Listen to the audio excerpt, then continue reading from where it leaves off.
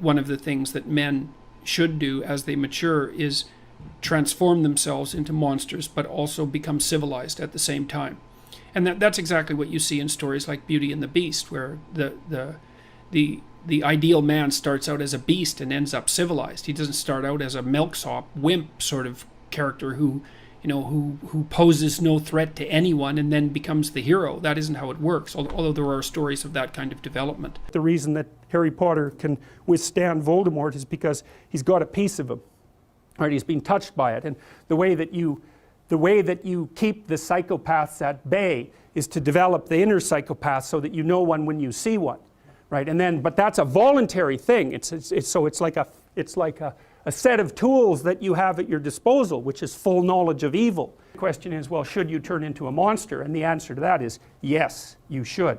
But you should do it voluntarily and not accidentally, and you should do it with the good in mind rather than falling prey to it by possession, essentially, because that's the alternative. And how does it possess you? That's easy. Your suffering makes you bitter. Your bitterness makes you resentful. Your resentment makes you vengeful. And once you're on that road, you go down that a little bit farther, man. You watch all those rom-coms where there's always kind of a beta male guy who's being real friendly and always failing miserably with the women because basically he's lying to himself and to them. He's a persona. And a persona is the face that you show to the world when you're trying to pretend and to convince yourself and others that you're, I would say harmless, but we could say a good person. But a good person isn't harmless. A good person is capable of, well, maybe a good person is capable of anything, but is willing to hold that in abeyance. Well, if you're harmless, you're not virtuous. You're just harmless. You're like a rabbit. A rabbit isn't virtuous. It just can't do anything except get eaten. It's not virtuous. If you're a monster and you don't act monstrously, then you're virtuous. The hero has to be a monster, but a controlled monster. Batman is like that, you know. I mean, it's everywhere. It's the story you always hear.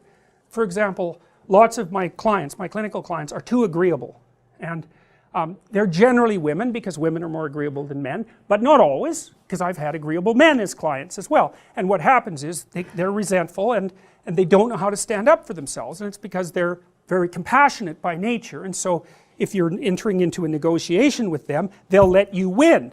Well, that's not so good, because you know you need to win too, especially if you're in an organization of adults where there's a struggle, right?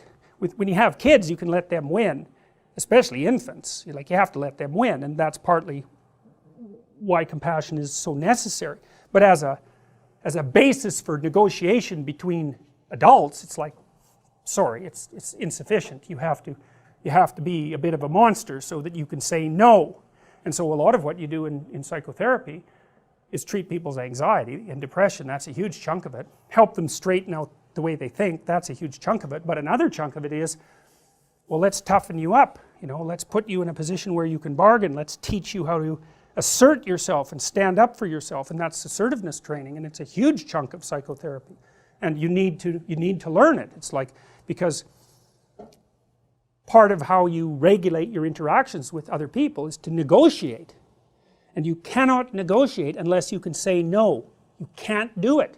And it causes conflict to say no, and if you don't like conflict, which is basically the definition of being agreeable, then you can't tolerate the conflict, and so then you can't negotiate on your own behalf, and so then you keep losing, and you're bullied, and you know, it's not good. Then you get resentful, and it's really not good. So you have to develop your inner monster a little bit, and then that makes you a better person, not a worse person. It's weird, but that's just how it is.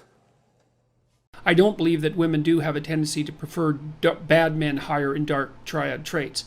They may have a tendency to be more erotically attracted to men who are capable of manifesting dominance and aggression. I think the evidence for that is relatively clear, and I don't think the Bible at all describes a mode of being as associated with nice guy traits.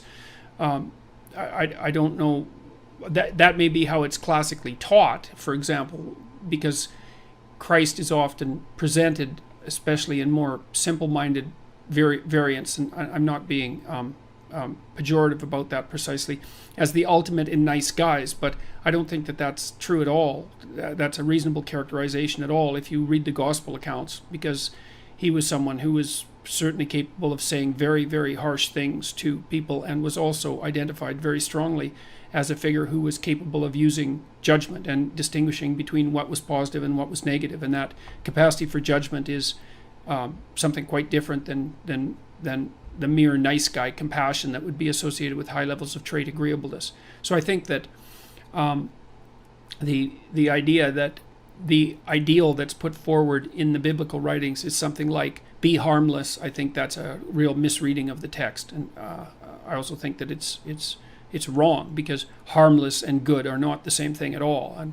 in fact, I think one of the best ways of characterizing like a higher order morality, and this is something that Nietzsche talked about a fair bit, is that, and Jung as well, with regards to the idea of integration of the shadow, is that someone who's moral has the capability for violence and the capability for aggression built in and at hand, but is also someone who's perfectly capable of controlling that in a civilized manner.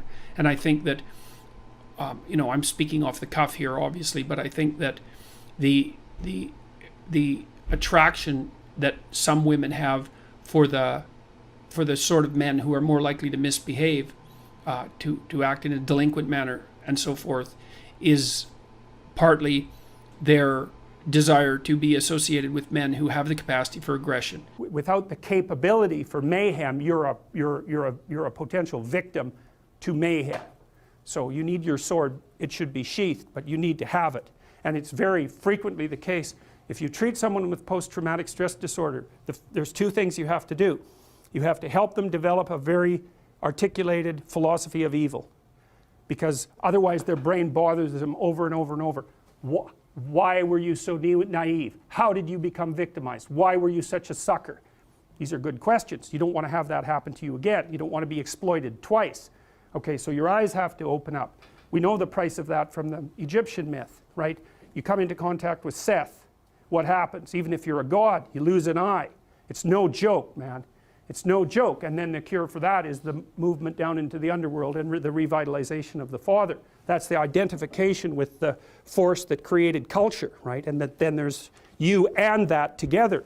Then you can withstand malevolence. Maybe you can withstand tragedy and malevolence. And second, they have to learn to become dangerous, because that's the only way out.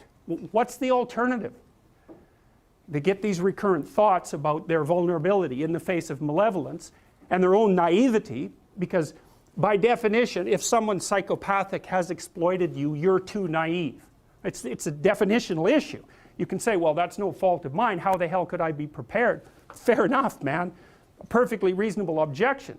Doesn't solve your problem, because it's an eternal problem. The meek shall inherit the earth, but I was looking up the multiple translations of the word meek, and meek is actually derived from a Greek word, of course, meant something like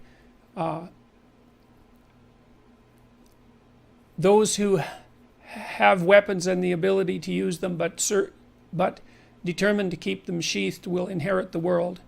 And that means that people who are capable of force, let's say, but decide not to use it, are in the proper moral position. And Nietzsche commented on that a fair bit too.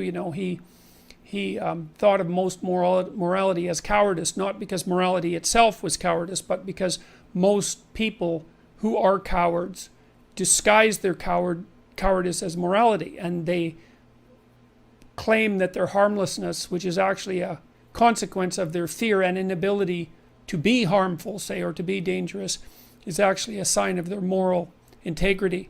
And that's a really bad idea. There's two pathways to the development of the shadow, and they're tightly allied with one another.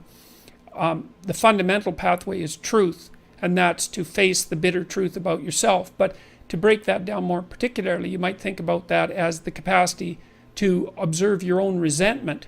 You're going to be resentful and bitter in many situations because you don't get what you want. And if you watch that resentment and bitterness, you'll see that it produces fantasies that can be unbelievably dark. And that can be very frightening, and you might not want to admit to yourself that you're actually capable of having fantasies like that, or impulses like that, or aggressive feelings like that.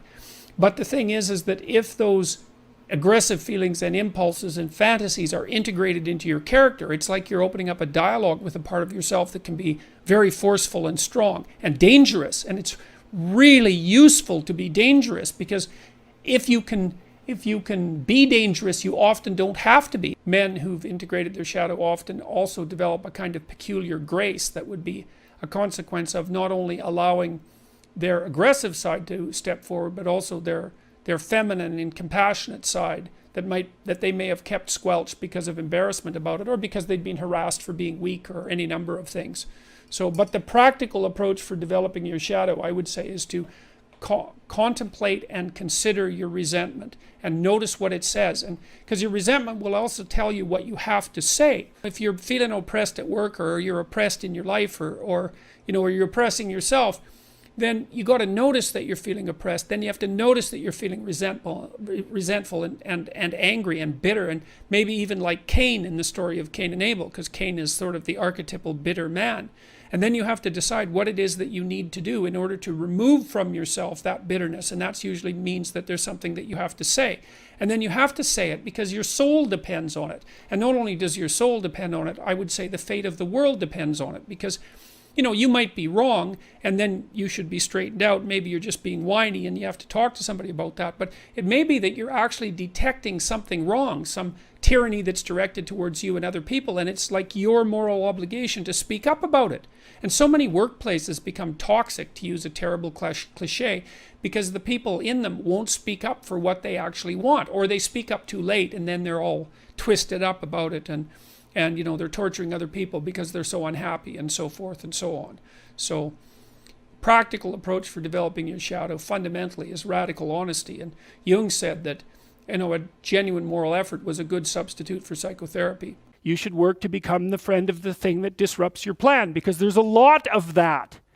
And then if you become the friend of the thing that disrupts your plan, then you start to develop strength in proportion to the disruptive force. And that's really what you want. You want to be able to implement your plan, obviously, but you want to be able to take on the consequences of error and learn from it. And then you win constantly, because even if something goes sideways, you think, there's something to be derived from this. That's wisdom, fundamentally. So those are the eternal domains, right? There's the domain of order. That's a snake, by the way, and that's a domain of chaos. And that's the world. And maybe you're in the order and maybe you're in the chaos, but those can flip on you, and maybe you shouldn't be in either of those places. Maybe you should be right in the middle.